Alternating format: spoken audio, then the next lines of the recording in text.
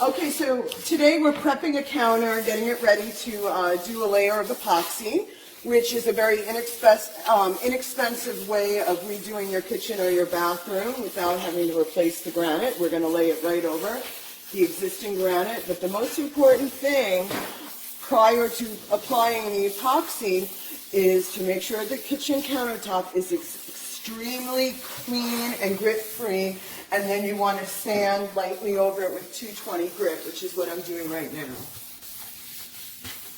Okay, so after scrubbing the counters, the final cleansing process is to use something called TSP, which you make a solution out of water, and you can read the back, and it would depend on the amount, the size of the project, what you would need. Okay, so we're getting ready to prime the counters. They've been cleaned thoroughly. I've taken precaution for drips with paint and epoxy by using styrofoam, and I'm using something called a bonding primer. That will be the first thing I put down, and I'll give it a light coat of sanding prior to the epoxy. Okay, so what you're looking at right now is I went ahead and I primed the counter with a gray color, and I thought it was a little bit too dark, so I spray painted it some white, and it doesn't really look very consistent, but it won't matter once the epoxy goes on because you'll be using different colors, but at least I lightened it up. When you put them together, it's what makes it work. One's a catalyst. So we check to make sure the lines are even, and then we're going to pour them into that bowl and mix. Just make sure they're even. Yeah. Okay, so we're going to pour our parts together. Yep. Don't get me.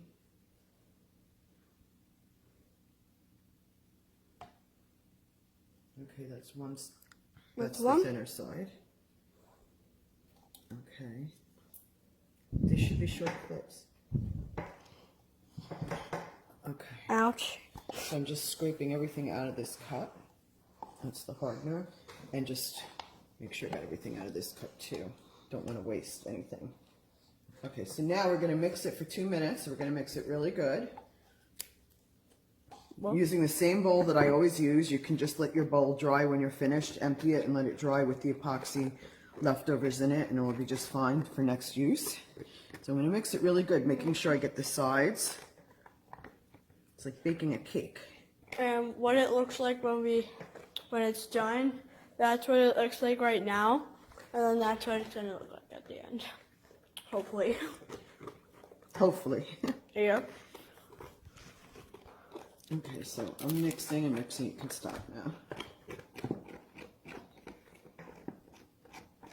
She's pouring it. And I'm going to have to go mix more. Yep. We have another cup over there. Let's get it all out. Okay, I like to mix them a little at a time, but that was probably too little. We're troweling an even clear coat across the top. The paint will be applied next. And another important thing to remember is don't forget your sides because you want them to run down evenly. Okay. We're making sure that it's evenly on the sides, and throughout the whole process you got to check this and continuously do this.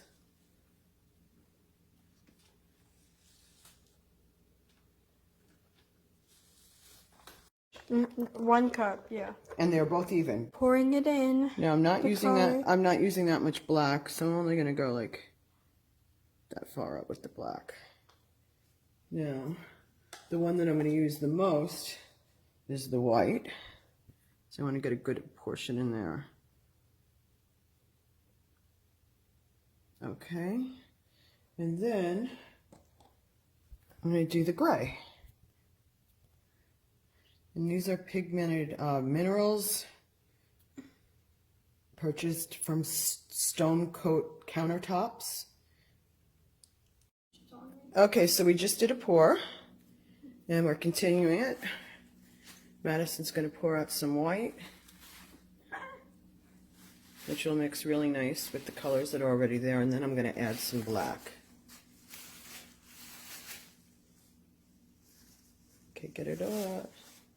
This is marble. There's no perfection in marble. That's the beauty of it. Okay. She's blending it, or mixing it in. if you look closely, that does not look like what it looks like over here a little bit, because it's not dried yet, and it's just that color.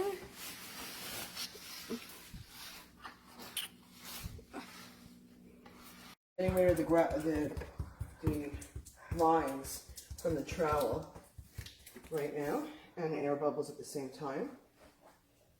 And there's an area that I'm having a hard time reaching, so I'm hoping with the brush in my hand I might be able to get to it. That's what it looks like so far, and then hopefully And it's you can gonna see the look like trowel lines, which I don't like. Do you see the trowel lines? Yeah. So we chop them up. Okay. Oh, you just did a huge mark, or a white mark. So what you doing now? I'm just going to continue to add some Oh, stone-like effects. that's how you got the bubbles in there. If you see those bubbles, I mean, it looks weird. There we go. That's what it looks like right there, and what it looks like right here. Oh, now she's spraying again. Okay. Oh gosh, it's dripping. Chop brush. You have to thin out what I just did over here. Okay, so here is what it looks like. You want What the she's lines a little doing. bit thinner.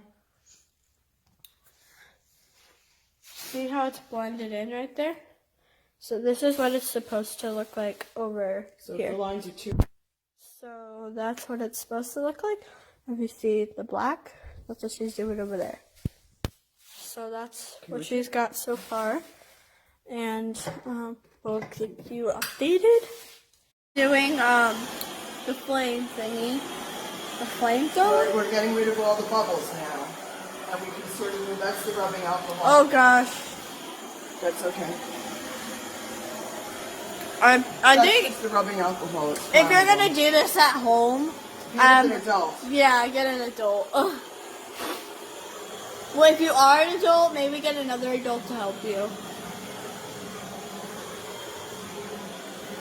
Well, that's good. Just some safety tips. You don't have to. Okay, so we're back 24 hours later, and the epoxy has hardened. There's a difference between curing time and drying time. But now it needs a flood coat, which will go on top after we sand it so that it sticks, the epoxy sticks to this coat, so it needs a sanding.